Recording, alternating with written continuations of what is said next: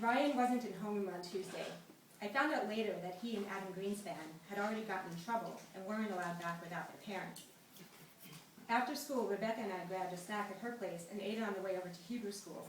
We wanted to get there early to find out which class we were in. I guess everyone else had the same idea, because the hallway outside Rabbi's office, where the class rosters were posted, was packed. Rebecca and I were both in Rabbi Aaron's class, which was in elite. I'd heard a rumor that only the smart kids got Rabbi Aaron for their bar bat mitzvah year. Judging by the fact that Ryan Berger and Adam Greenspan were in Ms. Jacobson's class, it was probably true. But it also meant Chrissy Sheila Rosenberg was in Rabbi Aaron's with us. In the middle of all the normal jostling, Ryan came barreling down the hall, pretending to shoot Adam, and Adam pretended to die, clutching his chest and sinking to the floor in a slow, staggering swoon. As he fell, he stepped on my foot and almost knocked Rebecca over. "Hey, watch it," I said, catching Adam before he knocked us all over like a bunch of dominoes. "Didn't you two already get suspended?" I couldn't help being a little bit impressed. Getting kicked out of middle school for setting off a fart bomb on the very first day, that was a new record. Too bad their punishment didn't extend to Hebrew school, too. "My mother is so proud," Ryan sniffed, wiping away a fake tear. Only Adam cracked up. Rebecca rolled her eyes. The hall was buzzing with first day excitement, even though it was Hebrew school, and everyone was comparing bar and bat mitzvah dates. Ryan made the mistake of asking Sheila Rosenberg when her bar mitzvah was. "It's bat mitzvah," Sheila said, correcting him. "Only boys have bar mitzvahs. Don't you know anything after 5 years of Hebrew?" "Here we go," I muttered to Rebecca, who just shook her head and looked at Sheila with something like pity. But Ryan surprisingly didn't take the bait, probably because he couldn't think of anything funny to say. Instead, he turned to me and Rebecca. I wondered again if he had a crush on her, considering the dumb questions he'd asked me in homeroom on Monday. In a way, I felt sorry for him because, Rebecca, that was never going to happen. Not in a million years.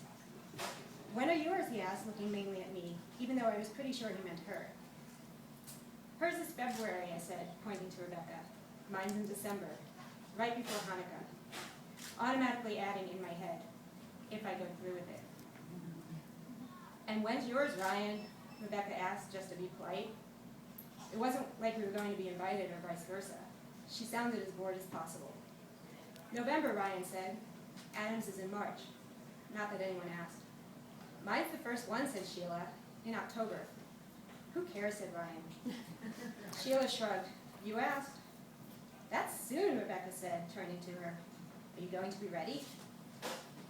"I already started taking lessons with Rabbi Aaron over the summer," Sheila replied, seeming really impressed with herself. "You went to Hebrew school in the summer?" Ryan asked, incredulous. Adam's mouth hung open. I didn't think that was so weird, actually. I mean, if my bat mitzvah were coming up that soon, and if I were definitely going through with it, I probably would have done the same thing. To tell you the truth, I kind of liked Hebrew school, especially the history stuff, like how the Maccabees drove the invaders out of Jerusalem and reclaimed the Holy Temple. It was cool to read about stuff like that because it definitely really happened. I had a harder time with the Bible stories, though. I mean, Jonah gets swallowed by a whale and lives to tell about it? Really.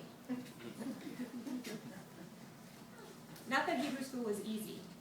For one thing, Hebrew is a really difficult language because it's a whole other alphabet and you read it the wrong way around, from right to left instead of left to right. Mostly I learned to sound out the words, but I didn't always know their meaning, which kind of bothered me. How could you pray in a language you didn't even understand? Benno told me it was like that at his old church, only with Latin, not Hebrew. Then his mom decided that was too old-fashioned, so they started attending a church where they prayed in English, which made a lot more sense to me. I wondered why Jews hadn't thought of the same thing. Sheila ignored Ryan's question. "I'm surprised you're having one, Tara," she said to me, her eyes lingering on the gold Om pendant, the one Nanaji gave me for my 10th birthday, that I wore on a fuchsia satin cord around my neck. She wrinkled her nose as if she smelled something unpleasant. "Why?" I asked. "Because you're not even Jewish," she said, technically. Not Jewish? That was a new low, even for Sheila Rosenberg. I fixed her with my blankest stare until she got nervous. "You know," she said, twisting a strand of hair around her finger. "Your mother's not Jewish, so you're not Jewish." Says who? I whirled on her. Says everyone. You know the saying. You are what your mother is. Those sounded like fighting words to me. What is my mother exactly? Sheila shrugged. Not a Jew. That was when I shoved her. This is where it gets good. You know how parents and teachers are always telling little kids to use their words instead of like their fists? Well, I go blank when I'm angry, and I don't have any words. If I did, I would have told Sheila Rosenberg that my mother, who was born in India, converted to Judaism way before I was born. Not that it was any of her stupid business. So I shoved, and she shoved back, and then we were girl fighting for real. She got this wild look in her eye, hissing and biting like a trapped cat. Girl fight, Ryan and Adam yelled, pointing at us. I got Sheila into a modified headlock, mostly to stop her biting. This is not based on... Not again, Tara, Rebecca groaned. That kind of snapped me back to the moment. When Rebecca pulled us apart, I had a hank of Sheila's curly black hair in my fist. I didn't even know how that happened or when. Rebecca stood between us, ready to spring into action if either of us made another move, but the moment had passed. Sheila started to cry, her lower lip blubbing in and out like a moist rubber fish. Still, she had been asking for it with that crack about my mother, and she was the one doing the biting. Besides, I mean, big deal, she certainly had enough hair. I straightened the hem of my shirt. Why'd you stop them? That was awesome! Rebecca turned and grabbed